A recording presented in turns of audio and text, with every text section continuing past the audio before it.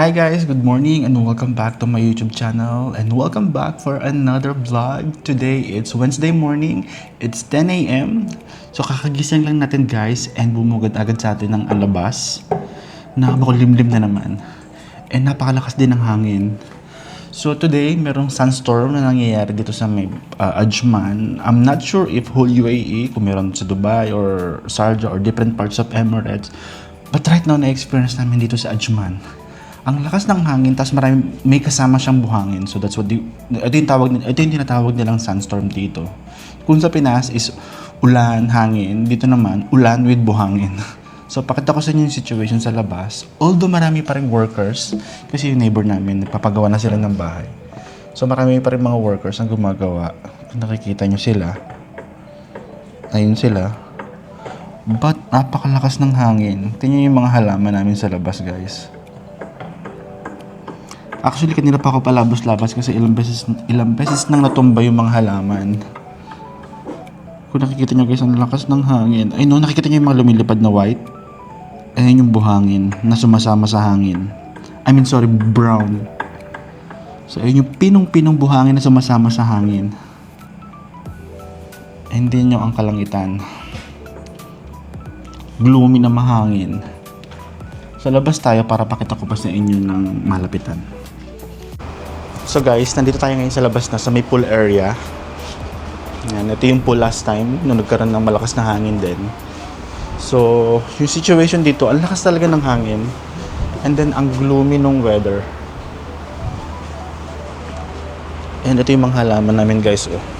Kanina pa sila nililipad. Ito ilang beses na matumba today. Punta tayo sa may harap ng bahay. So, kanina actually, nagising na ako kanina pa. Bumiga lang ulit ako. So, gumising ako ng mga around 8 a.m. Nagdilig ako ng halaman. Malakas na talaga yung hangin. Ayan guys. So, itong mga halaman dito kanya ilang beses din silang natumba. Ayan. Labas tayo ng bahay.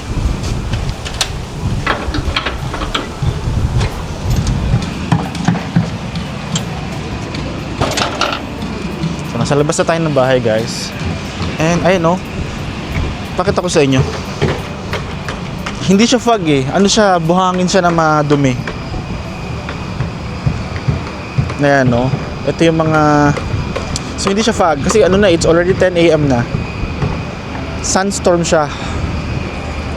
Malakas na hangin na may kasamang buhangin. And ito yung mga halaman namin guys. Oh. Kanina pa rin sila mga natumba. Nakailang tayo na ako sa kanila.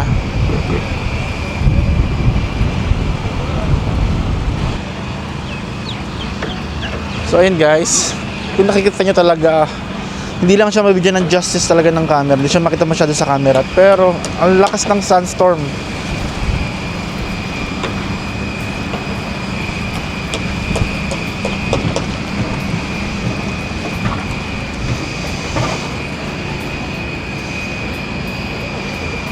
Nakita nyo yun guys. Nagliparan yung mga buhangin sa mukha ko. Sakit. Hey guys, sa may kalsada. Punta tayo sa may kalsada. Doon naman sa may kalsada guys, napakadaming ibon. So hindi ko alam kung anong dilubyo ang nangyayari doon. Kasi napakadaming ibon. Talagang nando lang sila sa tabing kalsada. Papakita ko sa inyo.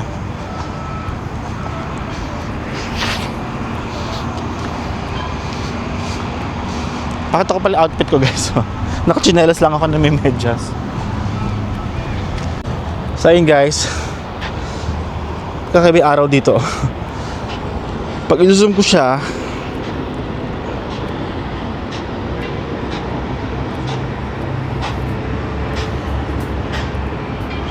nandun yung mga ibon. Hindi siya masyado makita sa camera.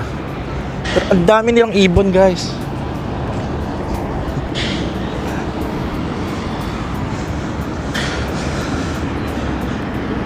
Atik mga seagull to mga to. But wala naman dagat dito sa may area na to. Bakit sila nandito? So nakikita nyo yan guys, ang gloomy oh. Sobrang gloomy dito ngayon.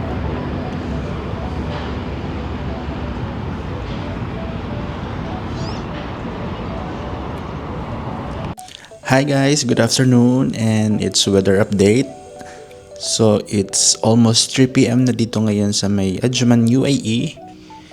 And yung situation outside is napakadilim. Makulimlim. Hindi siya masyado nabibigyan ng justice ng camera kasi medyo madumi yung window ng kwarto ko. But madilim ngayon, makulimlim, and still mahangin pa din.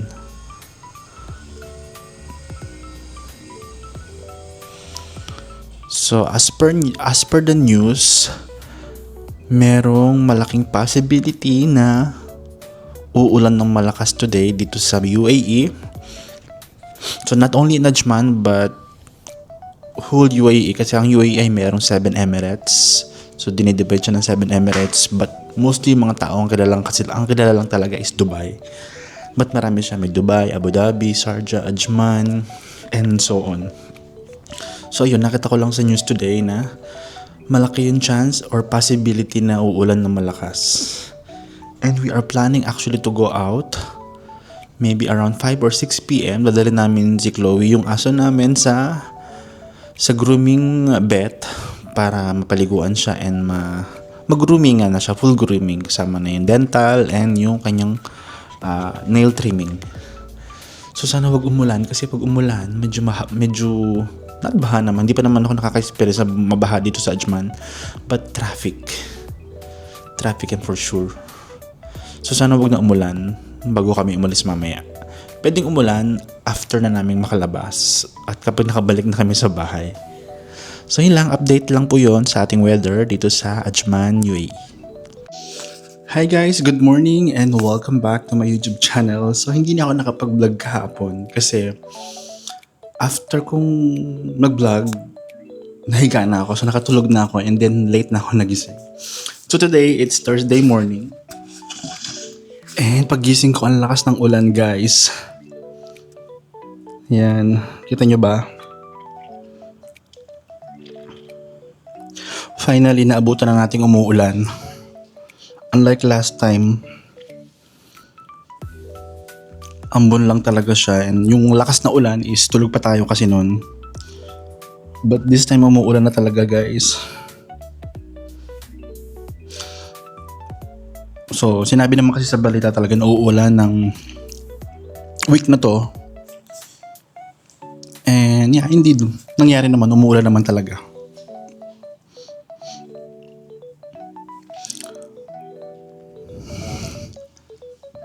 So hindi ko kailangan magdilig uli ngayon ng halaman kasi marami kaming halaman sa labas ng bahay. Kasi maulan na, so si God na yung nagdilig sa kanila. So guys, pumunta ako sa baba. Check natin sa may pool area. So maliwanag siya pero may ulan. Kita niyo ba yung pool area, guys?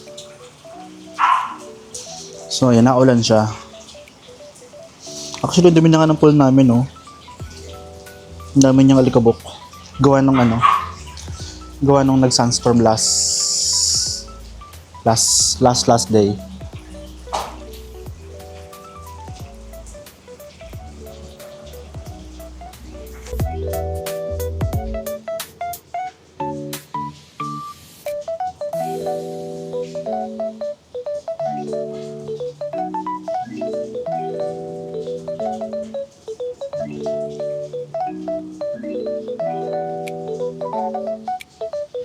Hi guys, welcome back to my channel and welcome back for another vlog.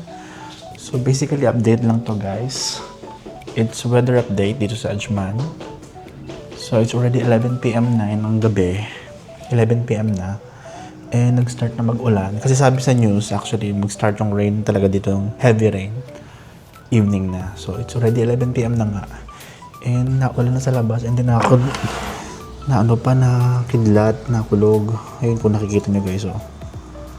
Ang lakas ng kidlat.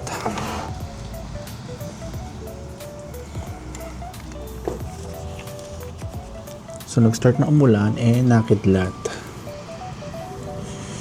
Katakot naman. Actually, nung lumabas kami kanina, ang dami pa nagka-camping sa labas. Ewan ko ba, baka gusto nila mag-camping. So naulan na ngayon, and ang lakas ng kidlat. Oh my God. Let's close the window na. So ayan, pinatay ko yung ilaw dito sa kwarto para makita natin sa labas. So ayan guys, ang lakas ng kidlat. And umuulan na rin ngayon at the same time.